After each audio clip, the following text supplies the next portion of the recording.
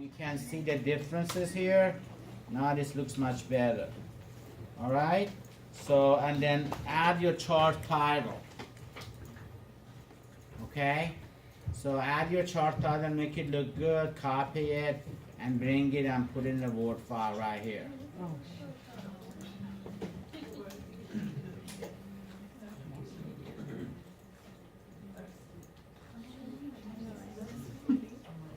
What the girls wanna do? See what I did? You right click. Can you do it one more time? You Yeah. can copy the girl. Come on, guys. This is just. I never could go so fast. Just rewind on the video. I don't have a video, sorry.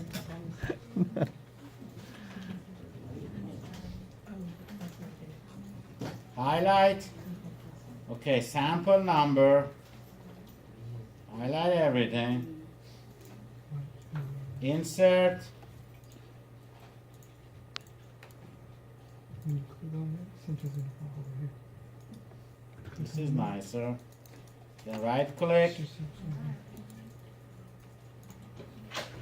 Format access. Start from 40. So you can see the differences here. So here we go. Can here put the. This is not a scatter plot. It's actually a line plot, but that's not a big deal. It's a time series plot of all 4 variables. So there you go. Put the chart title, time series plot of highest, lowest, and average, okay? Copy your Word file. I already have one of them here, all right? Do the same thing for the R. So this time, I need, let me hide these. And all you got is this versus this. Insert.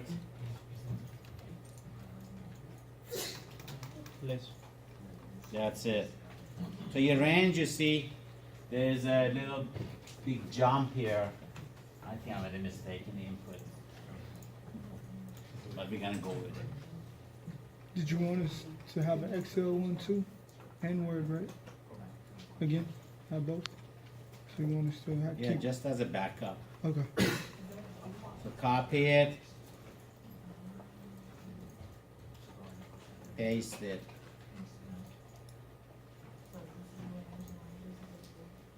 Export an R chart graph and discuss your finding based on a control chart. Okay, now you have to export an R chart. Okay? So let me just.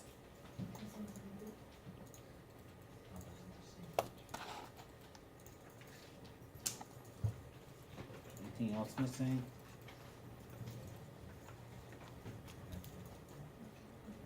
So we need to export chart. So I'm gonna take, just copy this thing. All I need is this for export chart. So I'm gonna copy this and put in a new page. Okay.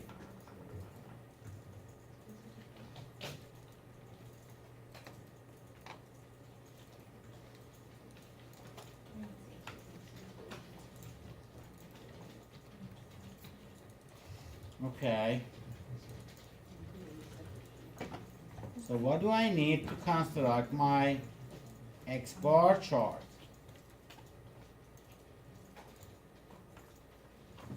So for export chart, upper control limit is X bar bar plus A to R bar. Lower control limit is X bar bar minus A to R bar. And the center line is just X bar bar. All right? So you need to create those columns. Okay? Now, this is the average. You can put center line, upper control limit, and lower control limit. So what is the center line? Anyone? The average would be. Here's the average. Here's the average, right? Where'd you get that? 49.17. The X bar is your average, right? So X bar is 49.17, yes? Okay. R bar is what?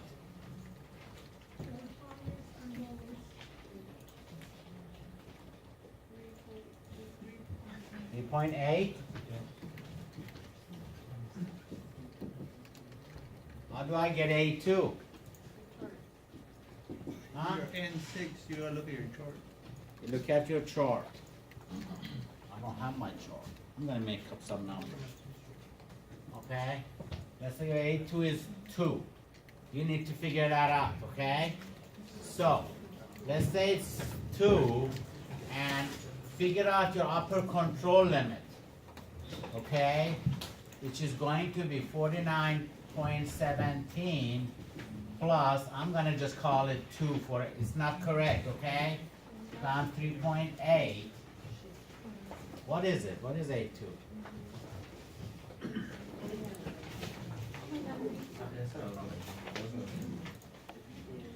It's a 0.48. Let's say it's 0.5. Half of 3.8, let's say half of 4 is 2, 1.9. Let's say 1.9, let's say it's 2. 2 plus 49, 51. Okay, this is not exact number, okay? Center line is 49.17. Lower control limit is, again, minus 2. Let's say it's 47. These are not the correct numbers. Don't copy this. Well, you gave me that. Believe me, that's what you gave us.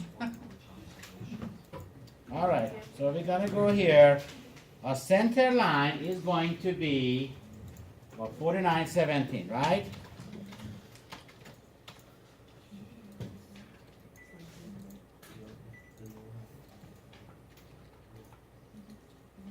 Upper control limit is going to be, my made up number is 51.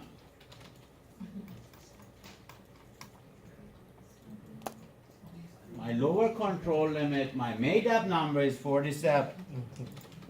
I have to emphasize that. All right, so we're cool here. All I need to do, I need to hide this thing. So I need to graph this baby right here.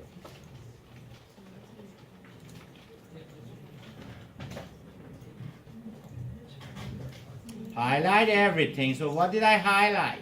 Sample number, X bar, upper lower control limit, and the center line. Insert. Look at that beauty. Boom. Boom! Okay, tell me about this chart. Just put the chart title here, X bar chart, and then say, yeah, out of control or whatever, because we have so many points out of control. Make sense? Yeah. Raise your hand if you don't get it right now.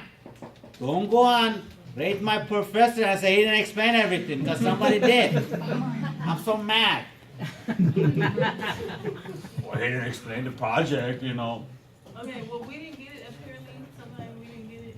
Do what? You said do that formula, and then put it, how did you put it inside the Excel and everything, you got that graph? Copy and paste. What do you mean, what did I do? I just put the numbers in there. Can you know how to find the upper and lower control limit on X bar chart? You had that on the test. I'm sorry, I was just the generator, trying to get everything moving around here because I ran out of space on my iPad. So the sample though, You you would have said for enough charge A2 with on our chart, sample size 72? No, sample size is 6. Six. N is 6. That is right? So we know our 18 now. Sample size is 6. So this is our X bar chart, right? So you have to do the same thing for R chart, okay? R chart, upper control limit is D4R bar, center line is R bar, lower control limit is D3R bar. Now figure that too. Again, once again, n is 6, and you have that table. Anyone knows what is D4 for n equal to 6? 2.02. 2.0 is 2. 2. Let's say it's 2. So 2. So let's say it's 2 times R bar. And what is my R bar? 3.8, right? 3.8. 2 times, let's for sake of is 4. Made up number. And R is, well, I can make that up. It's 3.8. Is that right? Yeah. 2 times 4 is 8, huh? Yeah. Let's say it's 8.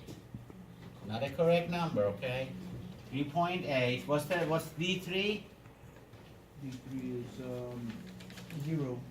0. Oh, that's easy. So now we're gonna go back to our Excel. Well, sheet 3.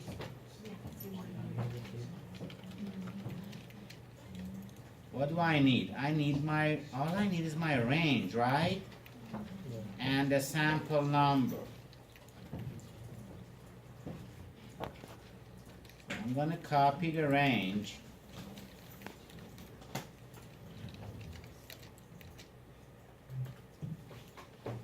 Oh, what happened? Base value.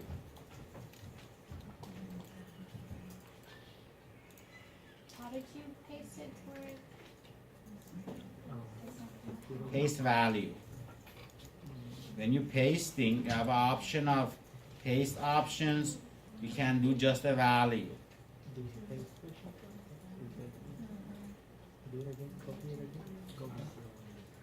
So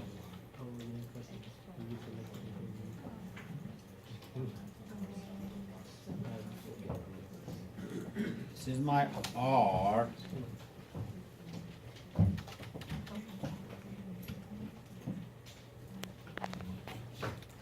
You need upper control limit, right? Lower control limit, and center line. So my upper control limit is 8, made up number. My lower control limit is 0. My center line is 3.8.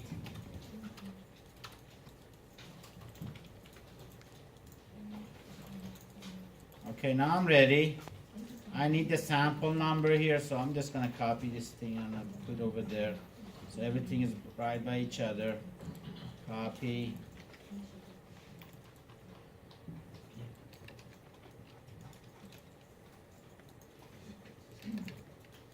So we're ready.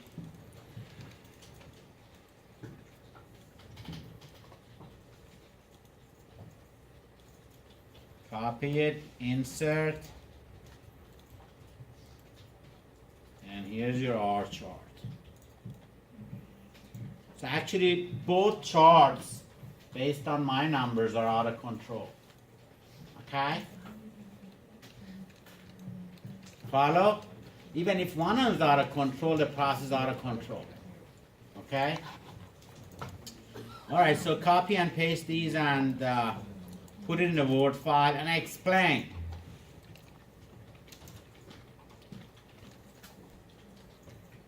You with me? So put your charts, both X bar and R chart in there. and explain. You have to explain.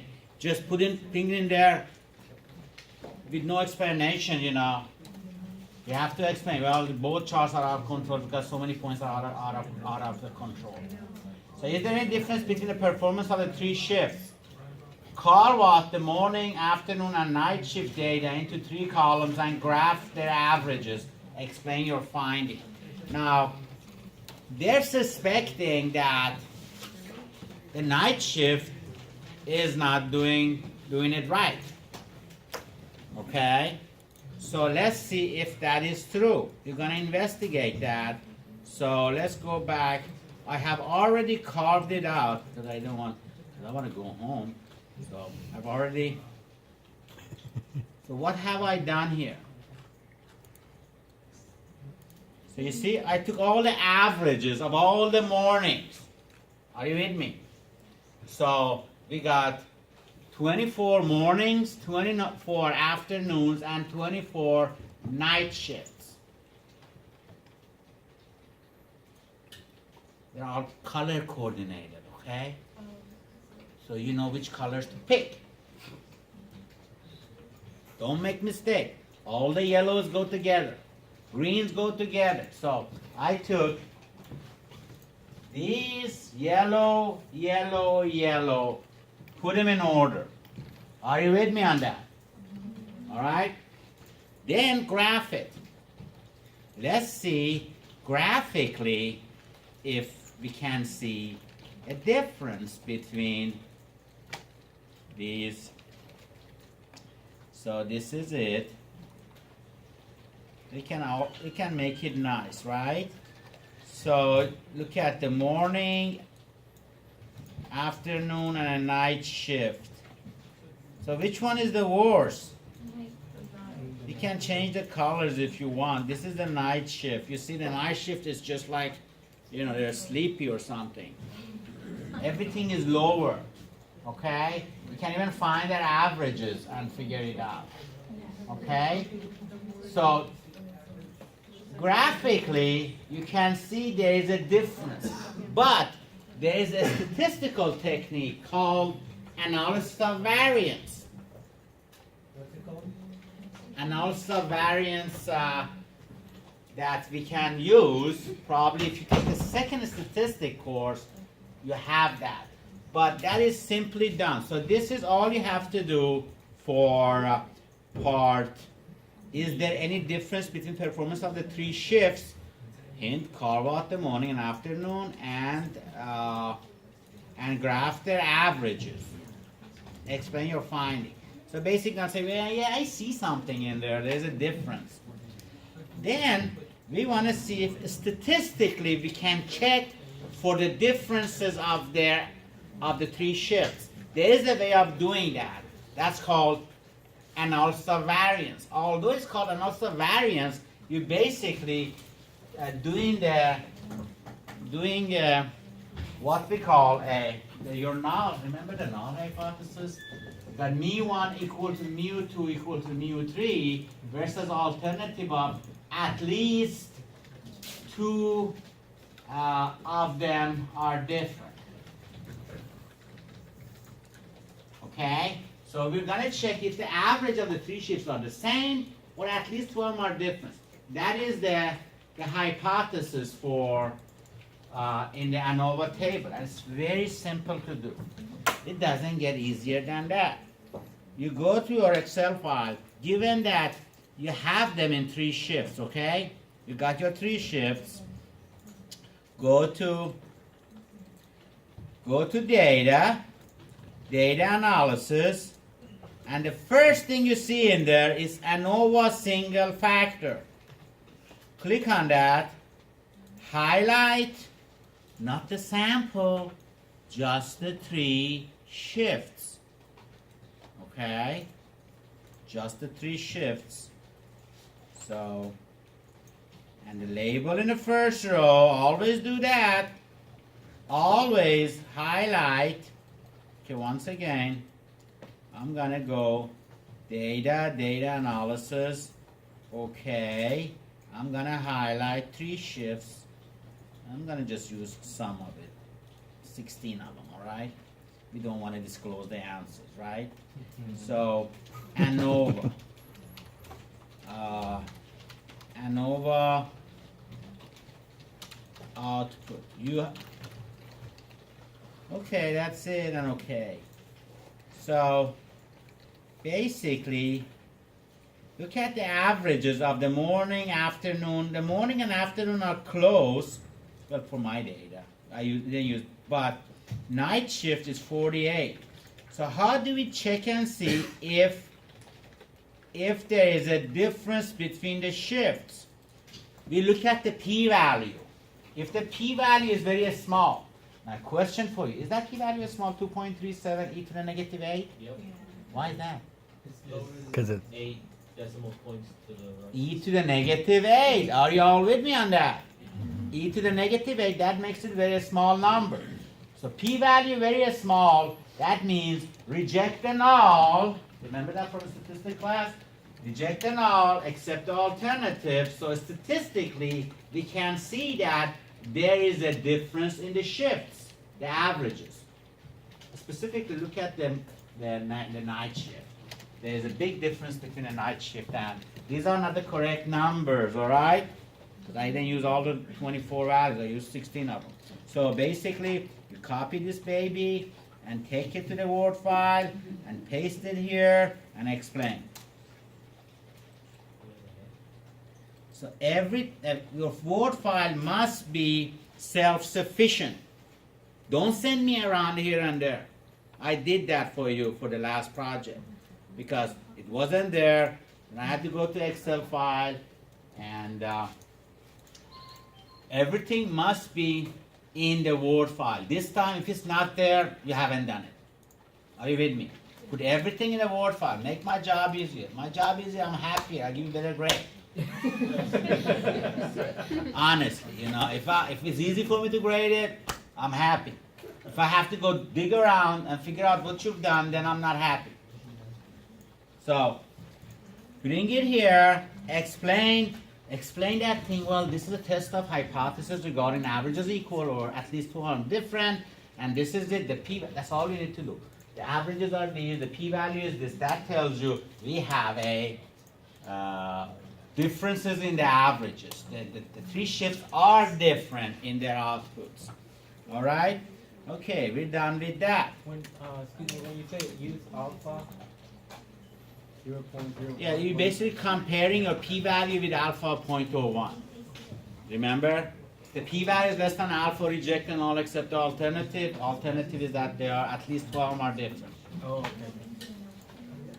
Okay, statistics coming back. All right. Now this is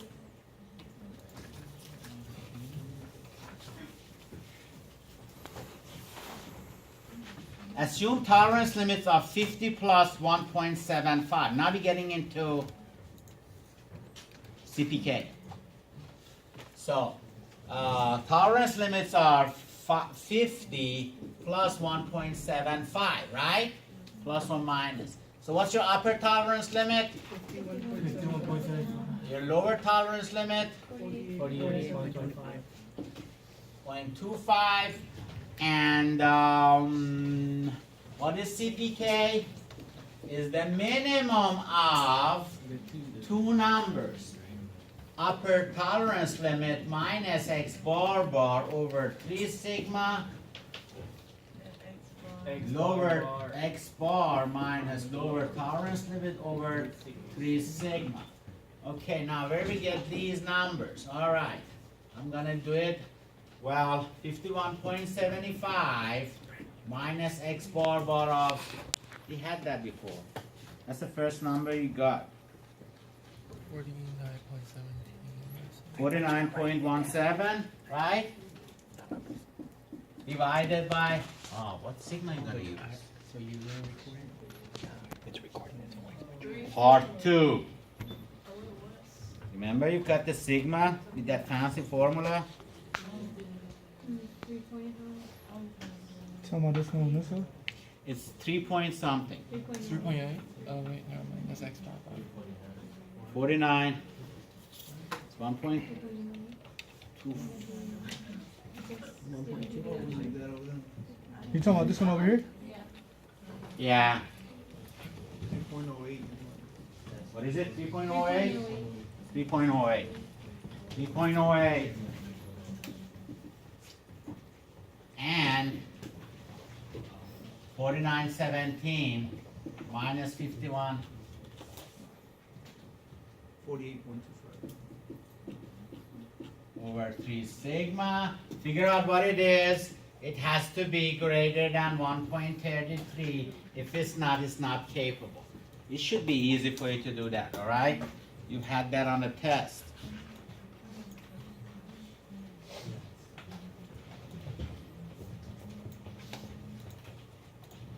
Okay, now we're going back to part G. Now I want to CPK for every shift. Oh God, how are we gonna do that?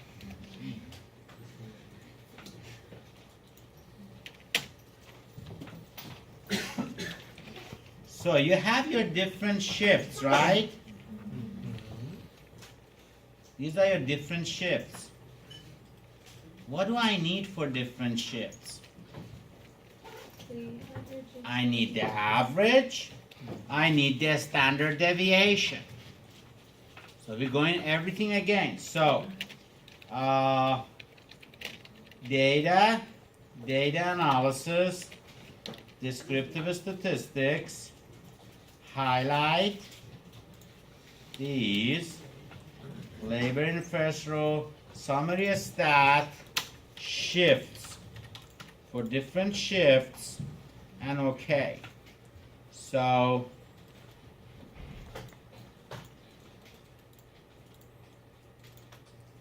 you can double check your work. These are the averages, right? This is the standard deviation, right? So for every shift, I'm gonna do one of them for you. For every shift, you need to find a CPK. So let's say for the morning shift, X bar is what? 49.87, right? What is sigma? How do I do that? Sigma for the morning. Anyone remembers? Same formula.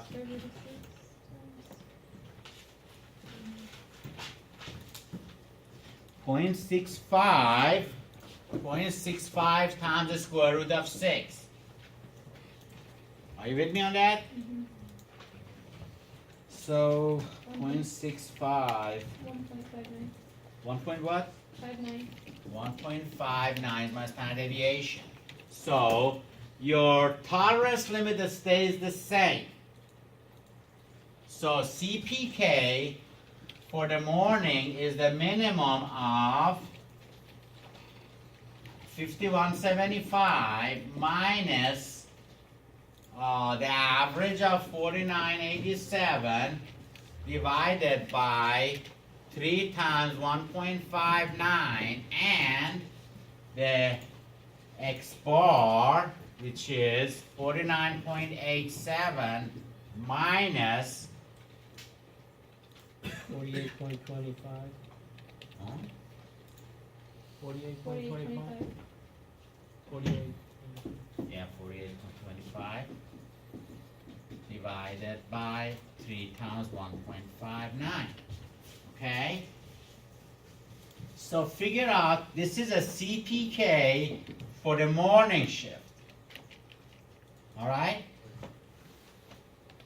Figure out what it is. And then, capable, not capable, do the same thing for afternoon and the night shift. Got it? Any question? So, the same thing you did before for a CPK of a whole project, whole process, you have to do CPK for individual shifts. Okay? We want to see if the night shift morning shift is more capable than other shifts. So that was G. H. So that was H. So now, if the process average is adjusted to 50, so now I'm telling you that X bar is 50. Okay? Now I'm telling you it's 50. I'm gonna adjust it. And process standard deviation is reduced by 40%. So whatever we had before, which was 3 something, 305. Oh, how I'm gonna find it? Times 6, Times 0.6. I'm gonna reduce it by 40%. You multiply by 0.6. 0.6. So 6 times 3, 1.8 almost. So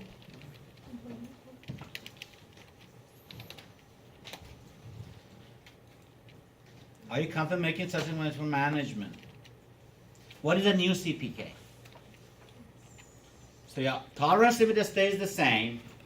I change the mean, I change the standard deviation, find CPK again. Okay, you all know how to do that, correct? Let's go to the formula again.